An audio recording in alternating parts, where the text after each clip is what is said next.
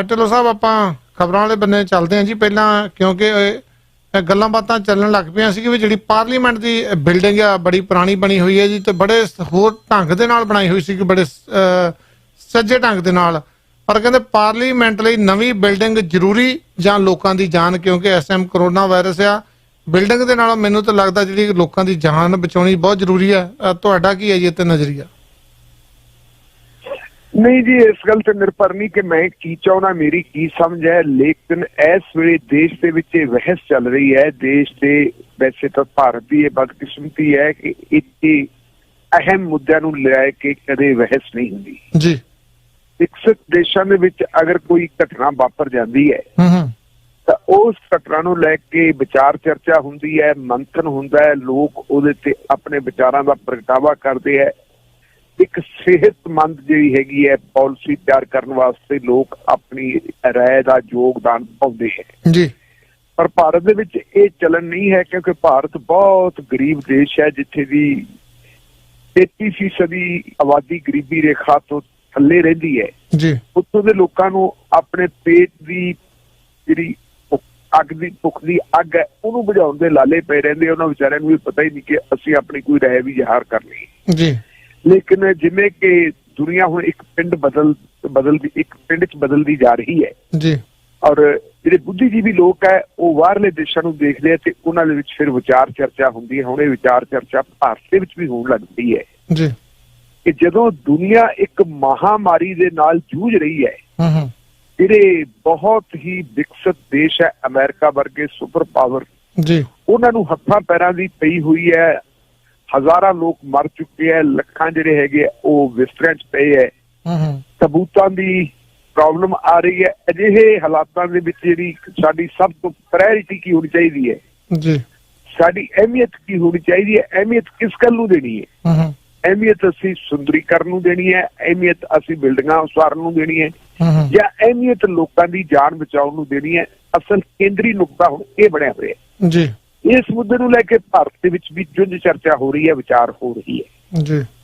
असल दे विच जिहड़ी साडी मौजूदा पार्लीमेंट है ये अंग्रेजां दे जमाने दी बनी हुई है जी। जे असीं बिल्डिंग दी जिहनूं असीं कहांगे इहदी बनतर देखीए तां इहदी बनतर एक नमूने दे तौर ते है, बहुत सुंदर बनतर बनी हुई है। वो इलाका जिहड़ा हैगा बहुत ही सुंदर प्रभाव दे रहा है जी। लेकिन नरेंद्र मोदी साहब ने आके जो हुणे दूजी बारी प्रधानमंत्री बन गया, स्कीम पहला दी है जी, लेकिन हुणे इन्होंने अमली रूप देने वास्ते 20,000 करोड़ रुपया रिजर्व रखा हुआ है कि इनू जिहड़ा हैगा पार्लीमेंट और पार्लीमेंट दे नाल जिहड़ियां लगण वालियां इमारतां जी, विस्टा इनू विस्टा कहा गया, विस्टा प्रोजेक्ट 3 किलोमीटर का राजपथ तो लैके 3 किलोमीटर का इलाका है, राजपथ भी जिहड़ी हैगी है उहनूं भी इहदे विच लिया होया है कि इहदा मुड़ निर्माण किया जाए। उन्हें मुड़ निर्माण करन दा फुरना क्यों फुरिया जी? कई गल्लां इहदे च रलदियां। एक तां गल बड़ी हुण उभर के सामने आई है कि भारत दे विच एक ज्योतिषी है अश्विन कुमार बांसल जी। 2002 दे विच उहने गल कही सी कि जिहड़ी भारत दी ये पार्लीमेंट है इहदा आकार गोल है, ये गुलाई च है। जो असीं गुलाई बना के देखते हैं, तुसीं आप बना के देखो तो वो ऐं लगदी है जिवें जीरो है जी। ਉਹਦਾ ਇਹ ਮੰਨਣਾ ਹੈ, ਕਹਿੰਦਾ ਵੀ ਵਸਤੂ ਕਲਾ ਦੇ ਲਿਹਾਜ਼ ਦੇ ਨਾਲ ਜਿਹੜੀ ਜ਼ੀਰੋ ਹੈ ਇਹ ਵਿਕਾਸ ਦਾ ਪ੍ਰਤੀਕ ਨਹੀਂ ਜੀ। ਤੇ ਭਾਰਤ ਦਾ ਵਿਕਾਸ ਦਾ ਪ੍ਰਤੀਕ ਜਿਹੜਾ ਹੈਗਾ ਉਹ ਤਿਕੋਣ ਬਣਦਾ ਹੈ, ਜਿਹੜਾ ਉਹਨਾਂ ਦਾ ਆਪਦਾ ਜੋਤਿਸ਼ ਦਾ ਹਿਸਾਬ ਕਿਤਾਬ ਲਾਉਂਦੇ ਹੈ। ਹਾਲਾਂਕਿ ਜੋਤਿਸ਼ ਦੇ ਮਾਮਲੇ ਦੇ ਵਿੱਚ ਆਪਾਂ ਨੂੰ ਪਤਾ ਹੈ ਕਿ ਜੋਤਿਸ਼ ਇੱਕ ਮਿੱਥ ਹੈ। ਇਹ ਇੱਕ ਮੰਨ ਕੇ ਤੁਰਿਆ ਜਾਂਦਾ ਕਿ ਕੋਈ ਬੰਦਾ ਭਵਿੱਖ ਦਾ ਪਤਾ ਲਾ ਲੈਂਦਾ ਆਪਣੇ ਦਾ ਕਿ ਜੀ ਭਵਿੱਖ ਦੇ ਵਿੱਚ ਕੀ ਹੋਊਗਾ ਜੀ। लेकिन बहुत सारे लोग आप ਇਹੋ ਜਿਹੇ भी देखे है जिससे कई बार जट विद्या ਦੇ ਨਾਲ ਜਿਹੜੇ ਸਾਡੇ ਪੰਡਿਤ ਹੁੰਦੇ ਆ ਦੱਸਦੇ ਵੀ ਅਸੀਂ ਤੇਰਾ ਭਵਿੱਖ ਦੱਸ ਦਿੰਦੇ ਤੇ ਕੰਨ ਤੇ ਥੱਪੜ ਮਾਰ ਕੇ ਅਗਲਾ ਪੁੱਛ ਲੈਂਦਾ ਵੀ ਤੈਨੂੰ ਇਹ ਪਤਾ ਸੀ ਮੈਂ ਤੇਰੇ ਥੱਪੜ ਮਾਰੂੰਗਾ। ਬਿਲਕੁਲ ਇਸ ਕਿਸਮ ਦੀਆਂ ਗੱਲਾਂ ਬਾਤਾਂ ਵੀ ਚੱਲਦੀਆਂ ਕਿਉਂਕਿ ਜਿਹੜਾ ਇਹ ਦੰਭ ਹੈ ਦੰਭ ਨੂੰ ਉਹ ਨਕਾਰਦੇ ਹੈ। ਪਰ ਉਹਨੇ ਕਹਿੰਦਾ ਕਿ ਜੇ ਤਿਕੋਣ ਦੀ ਸ਼ਕਲ ਦੇ ਵਿੱਚ ਹੋਵੇ ਤਾਂ ਫਿਰ ਭਾਰਤ ਜ਼ਿਆਦਾ ਵਿਕਾਸ ਕਰੂਗਾ। ਅਜਿਹੀ ਕੋਈ ਗੱਲ ਵੀ ਹੋ ਸਕਦੀ ਹੈ ਜੀ ਕਿਉਂਕਿ RSS ਭਾਰਤੀ ਜਨਤਾ ਪਾਰਟੀ ਜਿਹੜੀ ਇਹਨਾਂ ਦੀ ਸੋਚ ਹੈ, ਇਹਨਾਂ ਦੀ ਸੋਚ ਕਰਮ ਕਾਂਡਾਂ ਵਾਲੀ ਹੈ। ਜੋਤਿਸ਼ ਵਗੈਰਾ ਮੰਤਰਾਂ ਸ਼ੰਤਰਾਂ ਦੇ ਵਿੱਚ ਇਹ ਲੋਕ ਵਿਸ਼ਵਾਸ ਰੱਖਦੇ ਹੈ। ਤੁਸੀਂ ਦੇਖੋ ਕਿ ਜਦੋਂ ਇਹਨਾਂ ਨੇ ਕੋਈ ਓਥ ਗ੍ਰਹਿਣ ਕਰਨੀ ਹੁੰਦੀ ਹੈ ਉਸ ਵੇਲੇ ਵੀ ਇਹ ਲਗਨ ਕਢਾਉਂਦੇ ਆ ਕਿ ਕਿੰਨੇ ਵੱਜ ਕੇ ਕਿੰਨੇ ਮਿੰਟ ਦੇ ਉੱਤੇ ਅਸੀਂ ਉਹ ਗ੍ਰਹਿਣ ਕਰੀਏ, ਕਿੰਨੇ ਵੱਜ ਕੇ ਕਿੰਨੇ ਮਿੰਟ ਦੇ ਉੱਤੇ ਨੋਮੀਨੇਸ਼ਨ ਪੇਪਰ ਫਾਈਲ ਕਰੀਏ ਵਗੈਰਾ ਵਗੈਰਾ। ਇਹ ਇਹਨਾਂ ਦਾ ਇੱਕ ਚਲਨ ਹੈ ਜੀ। ਇੱਕ ਕਾਰਨ ਇਹਦਾ ਇਹ ਵੀ ਹੋ ਸਕਦਾ ਹੈ। ਦੂਸਰਾ ਕਾਰਨ ਇਹ ਵੀ ਹੋ ਸਕਦਾ ਹੈ ਕਿ ਹੁਣ ਜਦੋਂ ਕੋਈ ਵੀ ਦੁਨੀਆ ਦਾ ਬਾਹਰਲਾ ਮਹਿਮਾਨ ਸਾਡੇ ਆਉਂਦਾ ਹੈ ਜੀ, ਜਾਂ ਆਪਾਂ ਕਹਿ ਸਕਦੇ ਦੁਨੀਆ ਦੇ ਪ੍ਰਭਾਵਸ਼ਾਲੀ ਲੋਕ ਭਾਰਤ ਦੇ ਦੌਰੇ ਤੇ ਆਉਂਦੇ ਹੈ, ਤਾਂ ਉਹਨਾਂ ਨੂੰ ਫਿਰ ਤਾਜ ਮਹਿਲ ਦਿਖਾਉਣ ਵਾਸਤੇ ਆਗਰੇ ਲਿਜਾਇਆ ਜਾਂਦਾ ਹੈ ਜੀ। ਤੇ ਜਦੋਂ ਤਾਜ ਮਹਿਲ ਦੀ ਗੱਲ ਚੱਲਦੀ ਹੈ ਤਾਂ ਤਾਜ ਮਹਿਲ ਕਿਹਨੇ ਬਣਾਇਆ ਜੀ? ਸ਼ਾਹਜਹਾਂ ਨੇ ਬਣਵਾਇਆ ਸੀ। ਕਿਹਦੀ? ਆਪਣੀ ਬੇਗਮ ਦੀ ਯਾਦ ਦੇ ਵਿੱਚ। ਤਾਜ ਮਹਿਲ ਨੂੰ ਦੇਖਣ ਵਾਲੇ ਲੋਕ ਨਾਲ ਦੀ ਨਾਲ ਹੀ ਉਹਨਾਂ ਦੇ ਦਿਮਾਗ ਦੇ ਵਿੱਚ ਸ਼ਾਹਜਹਾਂ ਦਾ ਜ਼ਿਕਰ ਆ ਜਾਂਦਾ ਹੈ, ਉਹਨਾਂ ਦੀ ਜ਼ੁਬਾਨ ਦੇ ਉੱਤੇ ਸ਼ਾਹਜਹਾਂ ਦਾ ਨਾਂ ਆ ਜਾਂਦਾ ਹੈ ਜੀ। ਮੇਰੇ ਖਿਆਲ ਮੁਤਾਬਕ ਨਰਿੰਦਰ ਮੋਦੀ ਸਾਹਿਬ ਉਹਨਾਂ ਦੀ ਸੋਚ ਇਹ ਵੀ ਹੋਣੀ ਹੈ ਕਿ ਅੱਜ ਮੈਂ ਪ੍ਰਧਾਨ ਮੰਤਰੀ ਹਾਂ, ਵਿਆਹ ਭਾਵੇਂ ਕਰਵਾਇਆ ਲੇਕਿਨ ਉਹਨਾਂ ਦੇ ਔਲਾਦ ਹੈ ਨਹੀਂ। ਅਗਲੀਆਂ 2-3 ਸਦੀਆਂ ਤੱਕ ਜਦੋਂ ਲੋਕ ਪਾਰਲੀਮੈਂਟ ਦੇਖਿਆ ਕਰਨ, ਸ਼ਾਇਦ ਮੇਰਾ ਵੀ ਜ਼ਿਕਰ ਕਰਿਆ ਕਰਨ ਕਿ ਹਾਂ ਨਰਿੰਦਰ ਮੋਦੀ ਨਾਂ ਦਾ ਕੋਈ ਪ੍ਰਧਾਨ ਮੰਤਰੀ ਹੁੰਦਾ ਸੀ, ਉਹਨੇ ਇਹ ਚੀਜ਼ ਬਣਾਈ ਸੀ ਪਾਰਲੀਮੈਂਟ। ਇਹ ਵੀ ਗੱਲ ਹੋ ਸਕਦੀ ਹੈ 20,000 ਕਰੋੜ ਰੁਪਏ ਦੀ ਜਿਹੜਾ ਉੱਤੇ ਖਰਚਾ ਹੋ ਰਿਹਾ ਹੈ। ਇਹ ਤੋਂ ਪਹਿਲਾਂ ਤੁਸੀਂ ਦੇਖਿਆ ਹੋਣਾ ਗੁਜਰਾਤ ਦੇ ਵਿੱਚ ਅਹਿਮਦਾਬਾਦ ਦੇ ਵਿੱਚ ਇੱਕ ਮੂਰਤੀ ਬਣਵਾਈ ਹੈ ਸਰਦਾਰ ਪਟੇਲ ਦੀ ਜੀ, ਉਹਦੇ ਤੇ ਵੀ 3000 ਕਰੋੜ ਰੁਪਈਆ ਖਰਚ ਕੀਤਾ ਗਿਆ ਹੈ। ਇੱਕ ਹੋਰ ਪ੍ਰਪੋਜ਼ਲ ਹੈ, ਉਹਦੇ ਤੇ ਅਜੇ ਤੱਕ ਜਿਹੜੀ ਹੈਗੀ ਹੈ ਉਹਨੇ ਅਮਲੀ ਰੂਪ ਅਖਤਿਆਰ ਨਹੀਂ ਕੀਤਾ ਜੀ। ਉਹ ਅਹਿਮਦਾਬਾਦ ਤੋਂ ਲੈ ਕੇ ਮੁੰਬਈ ਤੱਕ ਬੁਲਟ ਟ੍ਰੇਨ ਚਲਾਉਣ ਦੀ ਕਹਾਣੀ ਵੀ ਹੈ, ਉਹ ਵੀ ਚੱਲਦੀ ਹੈ। ਇਹ ਕਈ ਕੁਛ ਜਿਹੜੀਆਂ ਕਈ ਯੋਜਨਾਵਾਂ ਨਰਿੰਦਰ ਮੋਦੀ ਸਾਹਿਬ ਦੇ ਦਿਮਾਗ ਦੀ ਉਪਜੈ ਸੋਚ ਹੈ ਜੀ।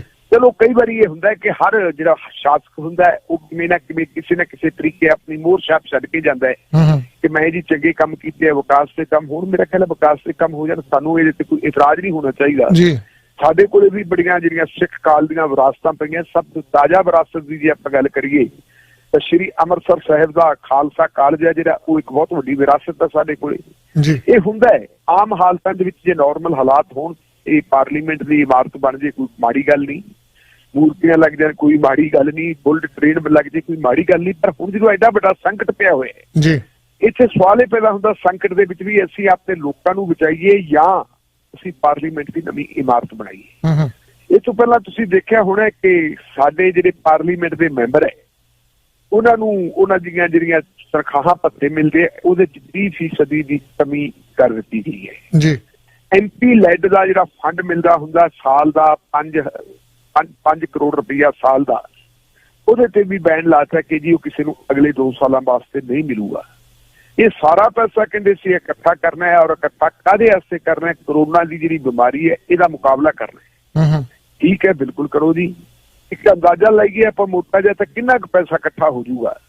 ਮੇਰੇ ਖਿਆਲ ਮੁਤਾਬਕ 10,000 ਕਰੋੜ ਰੁਪਈਆ ਇਕੱਠਾ ਹੁੰਦਾ ਹੈ। ਤੇ MP ਲੈਡ ਦੀ ਅਸੀਂ ਗੱਲ ਕਰੀਏ, MP ਲੈਡ ਇਹ ਉਹ ਫੰਡ ਹੈ ਪਾਰਲੀਮੈਂਟ ਦੇ ਮੈਂਬਰਾਂ ਦਾ ਜਿਹੜਾ ਉਹਨਾਂ ਨੇ ਆਪੋ ਆਪਣੇ ਹਲਕਿਆਂ ਦੇ ਵਿੱਚ ਖਰਚ ਕਰਨਾ ਹੁੰਦਾ ਹੈ, ਯੋਜਨਾਵਾਂ ਤੇ ਲਾਉਣਾ ਹੁੰਦਾ ਹੈ। ਕਿਉਂਕਿ ਆਮ ਤੌਰ ਤੇ ਰਾਜ ਸਰਕਾਰਾਂ ਆਪਣੀਆਂ ਯੋਜਨਾਵਾਂ ਬਣਾਉਂਦੀਆਂ, ਕੇਂਦਰ ਸਰਕਾਰ ਆਪਣੀ ਯੋਜਨਾ ਬਣਾਉਂਦੀ ਹੈ, ਲੇਕਿਨ ਕਈ ਵਾਰੀ ਹਲਕੇ ਦੇ ਵਿੱਚ ਕੋਈ ਇਮੀਡੀਏਟ ਕੰਮ ਕਰਨ ਵਾਲੇ ਹੁੰਦੇ ਹੈ। ਪਾਰਲੀਮੈਂਟ ਦਾ ਮੈਂਬਰ ਉੱਥੇ ਜਾਂਦਾ ਹੈ, ਜਾ ਕੇ ਜਦੋਂ ਆਪਦੇ ਹਲਕੇ ਦੇ ਲੋਕਾਂ ਨੂੰ ਮਿਲਦਾ, ਲੋਕ ਕੋਈ ਮੰਗ ਰੱਖਦੇ ਹੈ, ਉਹ ਜਾਇਜ਼ ਸਮਝਦਾ ਕਿ ਹਾਂ ਇੱਥੇ ਪੈਸਾ ਲਾਉਣ ਦੀ ਲੋੜ ਹੈ, ਤੇ ਪੈਸਾ ਲਾ ਦਿੱਤਾ ਜਾਂਦਾ ਹੈ। ਜੇ ਹੁਣ ਵੀ ਆਪਾਂ ਤਾਜ਼ਾ ਸਥਿਤੀ ਦੇਖੀਏ ਤਾਂ ਸਰਦਾਰ ਸੁਖਬੀਰ ਸਿੰਘ ਬਾਦਲ ਜੀ ਜਿਹੜੇ ਫਿਰੋਜ਼ਪੁਰ ਤੋਂ ਪਾਰਲੀਮੈਂਟ ਦੇ ਮੈਂਬਰ ਹੈ, ਉਹਨਾਂ ਨੇ ਆਪਣੇ ਹਲਕੇ ਦੇ ਲਈ ਇੱਕ ਗੱਡੀ ਵੀ ਦਿੱਤੀ ਹੈ, ਇੱਕ ਉਹਨਾਂ ਨੇ ਵੈਂਟੀਲੇਟਰ ਵੀ ਇੱਕ ਹਸਪੀਟਲ ਦੇ ਵਿੱਚ ਲਵਾਉਣ ਦਾ ਪ੍ਰਬੰਧ ਕੀਤਾ ਹੋਇਆ। ਉਹ ਵੈਂਟੀਲੇਟਰ ਦੇ ਵਿੱਚੋਂ ਪੈਸੇ ਲਾਏ ਗਏ ਸੀ। ਸੋ ਇਹ ਇਸ ਕਿਸਮ ਦੀਆਂ ਜਿਹੜੀਆਂ ਯੋਜਨਾਵਾਂ ਹੁੰਦੀਆਂ ਉਹਨਾਂ ਦੀ ਖਾਤਰ ਇਹ ਪੈਸਾ ਹੁੰਦਾ ਕਿ ਉਹਦੇ ਤੇ ਰੋਕ ਲਾਈ ਜਾ ਸਕਦੀ ਹੈ। ਤਾਂ ਸਵਾਲ ਫਿਰ ਇਹ ਪੈਦਾ ਹੁੰਦਾ ਹੈ ਕਿ ਫਿਰ 20,000 ਕਰੋੜ ਰੁਪਈਆ ਜਿਹੜਾ ਪਾਰਲੀਮੈਂਟ ਤੇ ਖਰਚ ਕਰਨਾ ਪਾਰਲੀਮੈਂਟ ਦੀ ਇਮਾਰਤ ਤੇ, ਉਹਨੂੰ ਰੋਕਿਆ ਜਾ ਸਕਦਾ, ਉਹਨੂੰ ਅਸੀਂ ਹੋਰ ਕੰਮਾਂ ਤੇ ਲਾ ਸਕਦੇ ਹਾਂ। ਕੱਲ ਰਘੂ ਰਾਮ ਰਾਜਨ ਜਿਹੜੇ ਦੁਨੀਆ ਪੱਧਰ ਦੇ ਅਰਥ ਸ਼ਾਸਤਰੀ ਹੈ, ਰਿਜ਼ਰਵ ਬੈਂਕ ਆਫ ਇੰਡੀਆ ਦੇ ਉਹ ਗਵਰਨਰ ਰਹੇ ਹੈ, ਉਹਨਾਂ ਦੇ ਨਾਲ ਗੱਲਬਾਤ ਕੀਤੀ ਸੀ ਕਾਂਗਰਸ ਦੇ ਸਾਬਕਾ ਪ੍ਰਧਾਨ ਰਾਹੁਲ ਗਾਂਧੀ ਨੇ। ਰਾਹੁਲ ਗਾਂਧੀ ਨੇ ਕਈ ਸਵਾਲ ਕੀਤੇ ਤੇ ਉਹਨਾਂ ਦਾ ਜਵਾਬ ਦਿੱਤਾ। ਉਹਦਾ ਇਹ ਸੀ ਕਿ ਇਸ ਸੰਕਟ ਦੇ ਦੌਰ ਦੇ ਵਿੱਚ ਜਿਹੜੇ ਸਾਡੇ ਦਿਹਾਤੀ ਲੋਕ ਆ, ਕਿਸਾਨ ਤੇ ਮਜ਼ਦੂਰ, ਉਹਨਾਂ ਵਾਸਤੇ ਸਾਨੂੰ ਕੀ ਕਰਨਾ ਚਾਹੀਦਾ ਹੈ। ਤਾਂ ਉਹਦਾ ਮੰਨਣਾ ਸੀ ਕਿ ਉਹ ਜਿਹੜੇ ਲੋਕ ਹੈ ਉਹਨਾਂ ਲੋਕਾਂ ਨੂੰ ਸੰਕਟ ਚੋਂ ਕੱਢਣਾ ਚਾਹੀਦਾ ਹੈ, ਉਹਨਾਂ ਨੂੰ ਜਿਹੜੀ ਹੈਗੀ ਹੈ ਇੱਕ ਮੁਆਵਜ਼ਾ ਦੇਣਾ ਚਾਹੀਦਾ ਹੈ। ਤਾਂ ਉਹਦਾ ਰਾਹੁਲ ਗਾਂਧੀ ਦਾ ਮੁਰਕੇ ਨੂੰ ਸਵਾਲ ਸੀ ਕਿ ਤੁਹਾਡੇ ਖਿਆਲ ਮੁਤਾਬਕ ਕਿੰਨਾ ਕੁ ਮੁਆਵਜ਼ਾ ਚਾਹੀਦਾ ਹੈ। ਉਹ ਕਹਿੰਦਾ ਭਾਰਤ ਸਮਰੱਥਾ, ਭਾਰਤ ਕੋਲ ਬਹੁਤ ਪੈਸਾ ਹੈ, ਘੱਟੋ ਘੱਟ ਜਿਹੜਾ ਹੈਗਾ 60-65 ਹਜ਼ਾਰ ਕਰੋੜ ਰੁਪਈਆ ਸਾਨੂੰ ਉਹਨਾਂ ਦੇ ਖਾਤਿਆਂ ਦੇ ਵਿੱਚ ਪਾਉਣਾ ਚਾਹੀਦਾ। ਉਹ ਤੋਂ ਬਗੈਰ ਸਾਡੀ ਮਾਰਕੀਟ ਦੇ ਉਭਾਰ ਦੇ ਵਿੱਚ ਨਹੀਂ ਆਉਣਾ ਜੀ। ਪਰ ਅਗਲੀ ਗੱਲ ਉਹਨੂੰ ਪੁੱਛੀ ਗਈ ਸੀ ਕਿ ਜਿਹੜੇ ਸਾਡਾ ਕੋਰੋਨਾ ਦਾ ਅਸੀਂ ਮੁਕਾਬਲਾ ਕਿਵੇਂ ਕਰ ਸਕਦੇ ਹਾਂ, ਤਾਂ ਉਹਦਾ ਮੰਨਣਾ ਹੈ, ਰਘੂਰਾਮ ਰਾਜਨ ਦਾ ਮੰਨਣਾ ਇਹ ਹੈ ਕਿ ਘੱਟੋ ਘੱਟ 5 ਲੱਖ ਟੈਸਟ ਜਿਹੜੇ ਆ ਉਹ ਡੇਲੀ ਹੋਣੇ ਚਾਹੀਦੇ ਹੈ ਜੀ। ਚੰਦੀ ਸਾਹਿਬ ਅੱਜ ਜਿਹੜੀ ਸਾਡੀ ਸਮਰੱਥਾ ਹੈ, ਸਾਡੀ ਸਮਰੱਥਾ ਤਾਂ ਹੈ ਕਿ ਅਸੀਂ 20,000 ਟੈਸਟ ਵੀ ਨਹੀਂ ਕਰ ਸਕਦੇ। 5 ਲੱਖ ਟੈਸਟ ਡੇਲੀ ਹੋਣੇ ਚਾਹੀਦੇ ਹੈ, ਇਹ ਘੱਟੋ ਘੱਟ ਰਿਕੁਆਇਰਮੈਂਟ ਹੈ। ਤਾਂ ਜਾ ਕੇ ਮਤਲਬ ਜਿਹੜਾ ਅਸੀਂ ਕਰਾਂਗੇ, ਕਿਉਂਕਿ ਦੁਨੀਆ ਦੇ ਵਿੱਚ ਤਾਂ ਟੈਸਟ ਬਹੁਤ ਜ਼ਿਆਦਾ ਹੁੰਦੇ ਜੀ, ਸਾਡੇ ਟੈਸਟ ਨਹੀਂ ਹੁੰਦੇ। ਸਾਡੇ ਤਾਂ ਹਾਲਤ ਇਹ ਹੁੰਦੀ ਹੈ ਕਿ ਜਦੋਂ ਬੰਦਾ ਚਲਾ ਜਾਂਦਾ ਉਹ ਦੇਖਦੇ ਹੈ ਕਿ ਤੈਨੂੰ ਭਾਈ ਲੱਛਣ ਲੱਗਦੇ ਆ ਕੁਛ, ਜੇ ਤਾਂ ਲੱਛਣ ਲੱਗ ਜਾਣ ਫਿਰ ਤਾਂ ਉਹਦਾ ਕੁਛ ਕਰ ਲੈਂਦੇ ਆ ਨਹੀਂ। ਇਹ ਫਿਰ ਇੰਨਾ ਪੈਸਾ ਲੱਗਣਾ ਚਾਹੀਦਾ ਸੀ ਜਿਹੜਾ ਇੱਧਰ ਲੱਗਣਾ ਚਾਹੀਦਾ ਸੀ। ਵੈਸੇ ਵੀ ਜੇ ਆਪਾਂ 20,000 ਕਰੋੜ ਰੁਪਈਆ ਦੇਖੀਏ ਤਾਂ 20,000 ਕਰੋੜ ਰੁਪਏ ਦੇ ਨਾਲ ਜਿਹੜੇ ਅੱਜ ਸਾਡੇ ਹਸਪਤਾਲਾਂ ਦੀ ਹਾਲਤ ਹੈ, ਸਮੁੱਚੇ ਭਾਰਤ ਤੇ ਪੰਜਾਬ ਵੀ ਉਹਦਾ ਹਿੱਸਾ ਹੈ। ਅਸੀਂ ਦੇਖੀਏ ਤਾਂ ਸਾਡੇ ਹਸਪਤਾਲਾਂ ਦੀ ਹੈਲਥ ਸੇਵਾਵਾਂ ਦੀ ਬਹੁਤ ਮਾੜੀ ਸਥਿਤੀ ਹੈ। ਜਿਹੜੇ ਲੋਕ ਕਰੋਨਾ ਵਰਗੀਆਂ ਘਾਤਕ ਬਿਮਾਰੀਆਂ ਦੇ ਸ਼ਿਕਾਰ ਹੁੰਦੇ ਹੈ, ਉਹਨਾਂ ਨੂੰ ਹਸਪੀਟਲ 'ਚ ਐਡਮਿਟ ਕੀਤਾ ਜਾਂਦਾ ਹੈ, ਪਾਲਿਆ ਜਾਂਦਾ ਹੈ। ਉਹਨਾਂ ਨੂੰ ਕਿਸੇ ਕਿਸਮ ਦੀ ਜਿਹੜੀ ਹੈਗੀ ਹੈ ਫੈਸਿਲਿਟੀ, ਜਿਹੜੀ ਉਹਨਾਂ ਦਾ ਟ੍ਰੀਟਮੈਂਟ ਹੈ, ਉਹ ਨਹੀਂ ਦਿੱਤਾ ਜਾਂਦਾ। ਸਭ ਤੋਂ ਵੱਡੀ ਸਾਡੇ ਕੋਲੇ ਸਾਡੇ ਹਜੂਰੀ ਰਾਗੀ ਨਿਰਮਲ ਸਿੰਘ ਹੋਣਾ ਦੀ ਮਿਸਾਲ ਸਾਡੇ ਕੋਲ ਹੈ, ਜਿਹੜੀ ਪਦਮ ਸ਼੍ਰੀ ਵੀ ਸੀ, ਉਹ ਨਹੀਂ ਰਹੇ ਸਾਡੇ ਦਰਮਿਆਨ। ਪਰ ਉਹਨਾਂ ਦੀ ਜਿਹੜੀ ਆਖਰੀ ਆਡੀਓ ਆਪਾਂ ਸੁਣੀ ਹੈ, ਉਹ ਕਹਿੰਦੇ ਜੀ ਮੇਰੀ ਤਾਂ ਕਿਸੇ ਨੇ ਬਾਤ ਨਹੀਂ ਪੁੱਛਦੇ, ਮੈਨੂੰ ਕੋਈ ਪਾਣੀ ਨਹੀਂ ਦੇ ਰਿਹਾ, ਮੈਨੂੰ ਕੋਈ ਗੋਲੀ ਤੱਕ ਨਹੀਂ ਦੇ ਰਿਹਾ।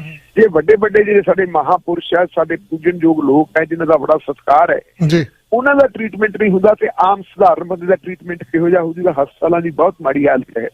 ਇੱਕ ਅੰਦਾਜ਼ੇ ਮੁਤਾਬਕ ਇਹ ਹੈ ਕਿ ਜੇ ਇਹੀ 20,000 ਕਰੋੜ ਰੁਪਈਆ ਕਿਤੇ ਹੈਲਥ ਸੇਵਾਵਾਂ ਤੇ ਖਰਚ ਕਰਨਾ ਹੋਵੇ ਤਾਂ ਘੱਟੋ ਘੱਟ 10 ਤੋਂ ਲੈ ਕੇ 15 ਏਮਜ਼ ਬਣ ਸਕਦੇ ਆ, ਜਿਨ੍ਹਾਂ ਦੀ ਕਈ ਬੜੀ ਲੋੜ ਹੈ।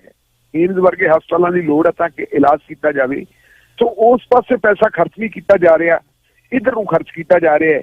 ਹੁਣ ਇਹ ਇੱਕ ਬਹਿਸ ਉੱਠੀ ਹੈ ਕਿ ਹਾਂਜੀ ਦੱਸੋ ਇਹਦਾ ਸਾਨੂੰ ਕੀ ਕਰਨਾ ਚਾਹੀਦਾ ਹੈ। ਮੇਰੇ ਇੱਕ ਸਤਰਾਂ ਯਾਦ ਆਉਂਦੀਆਂ, ਸ਼ਹਿਰ ਲੁਧਿਆਣਾ ਦੀ ਜੀ, ਭਾਰਤ ਦਾ ਬਹੁਤ ਵੱਡਾ ਸ਼ਹਿਰ ਹੋਇਆ ਹੈ।